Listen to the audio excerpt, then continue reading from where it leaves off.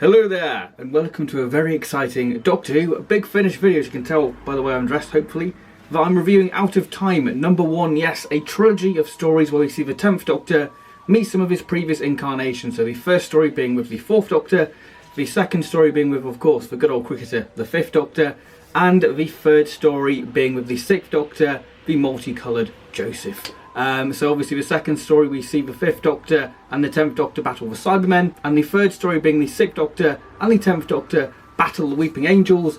But the first story is of course the 4th Doctor and the 10th Doctor facing the Daleks. So this release has had a lot of hype because obviously it's a multi-Doctor story. You know, multi-Doctor stories are special in the sense that no other TV show can really do that, in the sense that the main protagonist can meet the same version of the character but be completely different at the same time. So multi-Doctor stories are always very special and exciting.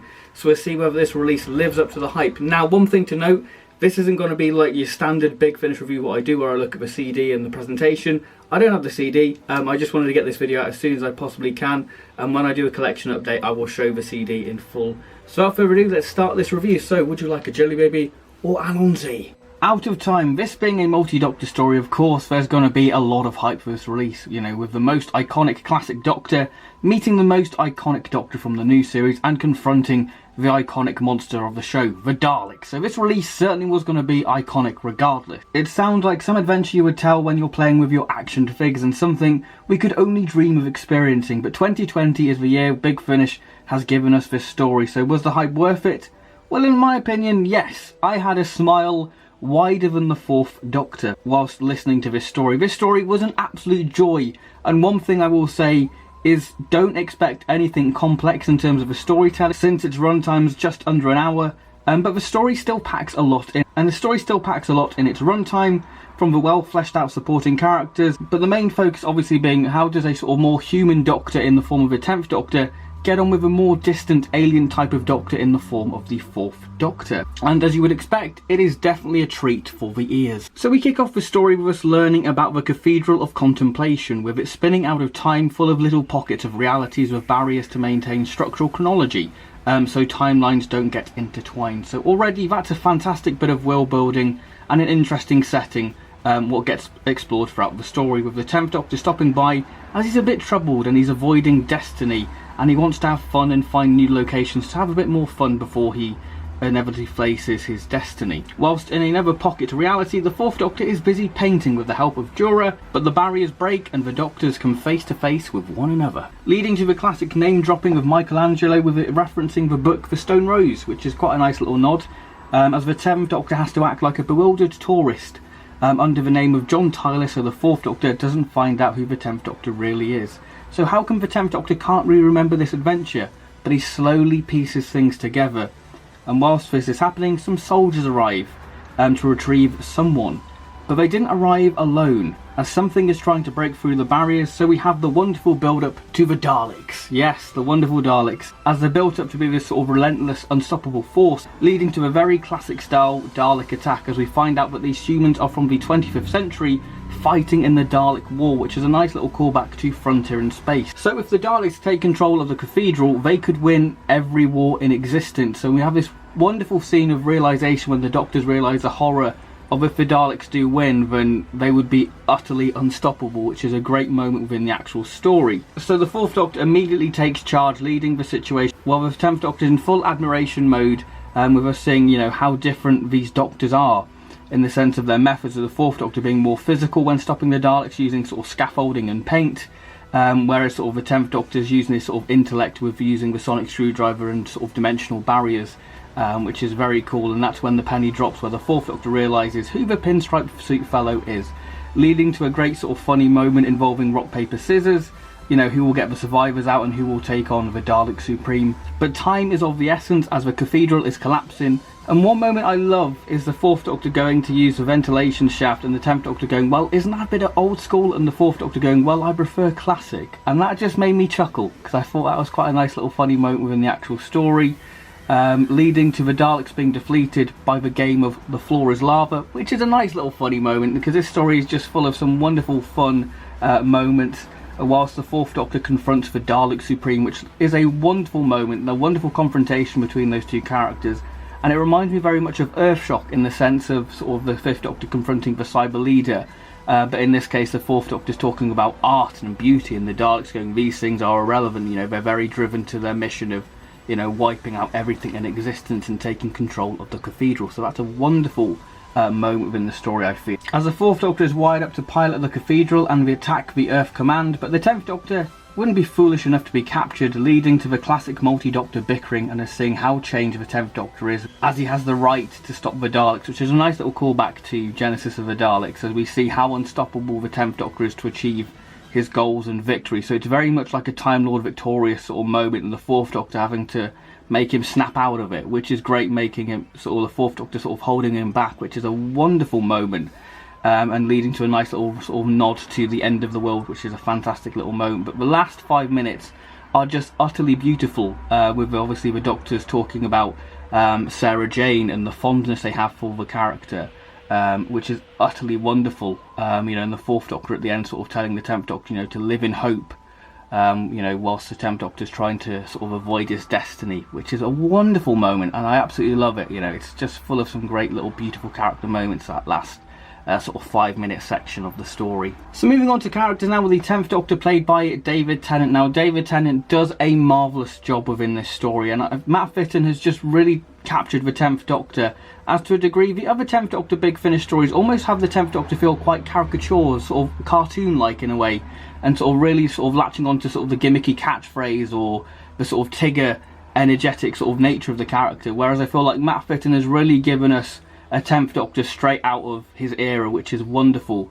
because it really does make it feel even more authentic to the era himself. You know, he's in quite a troubled mindset. You know, we have that sort of great fury at the end against the Daleks with some great sort of one-liners, and of course we have the nice little reference to the little shop.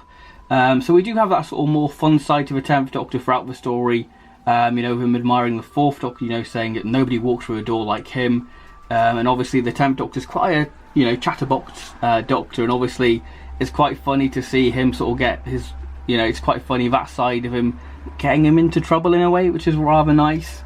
But of course he's still quite full of energy, and he has to be quite coy against the sort of 4th Doctor, so he doesn't so the 4th Doctor doesn't realise who he is. So moving on to the 4th Doctor now, Tom Baker. Now Tom Baker does a brilliant job as ever, and I love the early scenes between the 4th Doctor and the 10th Doctor, because you can tell the 4th Doctor's got a slight inkling of who he is.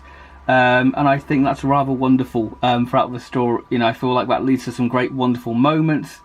You know, we've got some wonderful speeches with the 4th Doctor. He's quite reckless within this story. You know, he's very sort of hands-on, which is great. So it's very much like sort of how he is in sort of the Seeds of Doom or the Android Invasion. You know, he's very much upfront, which is great, and quite stern. And he has some great sort of action moments and some great sort of authoritative, forceful moments. Especially with sort of Jorah's dad, you know, when he sort of pulls a gun on the 4th Doctor, and he's great. And it's just a lovely moment where he's just quite commanding, saying, you know, when I normally get involved in a war, the war normally stops, which is a great moment, because you do have that sort of classic 4th Doctor burst of outrage, which is utterly wonderful. You know, and he's quite protective of Jorah, and we do have the sort of classic 4th Doctor wit and the sort of name drop. So this is a really good story for the 4th Doctor. The Abbess, played by Claire Rushbrook, a great performance, you know, bringing this soothing and calm, collected character who takes none of the Doctor's nonsense and just wants to help. The Doctor, who is quite troubled, you know, she's, you know, symbiotically linked to the cathedral, and her being quite time sensitive. It's a really nice character within this story. It's a really great sort of character to introduce us to the world of the Cathedral of Contemplation. Jorah, played by Kathy Drysdale, a good performance and a great character to feature within this story. You know, she's a character on the run, you know, she's sort of a coward, but does have a sort of moment in the story where she has that sort of courage and that bravery, and there's a great moment with the 10th Doctor saying, you know, about sort of pretending to be brave, and soon you'll forget about that and you'll just be brave, which is wonderful. And just some great moments with the 4th Doctor, really sweet and lovely moments, especially at the beginning when she's helping the 4th Doctor paint, which is really lovely and a great little addition for this story. The Daleks, played by Nick Briggs. As ever, Nick Briggs delivers a really good performance, capturing the 70s Daleks, with the Supreme being a highlight of this story, with his sort of the speech about the higher the rank, the more stench of cowardice, because this Supreme Dalek doesn't like to get his tentacles dirty. He's very much sort of orders his troops around and let them do all the fighting while he just sits there in command and sort of appreciates the victory once all the fighting's over.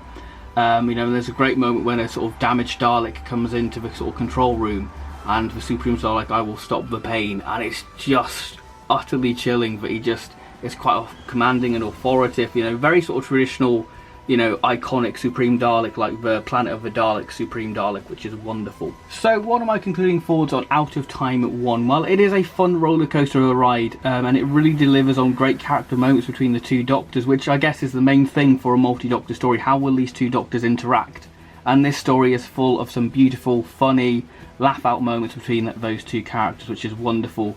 You know, the supporting characters, I feel, are well realised. They all have great little backstories.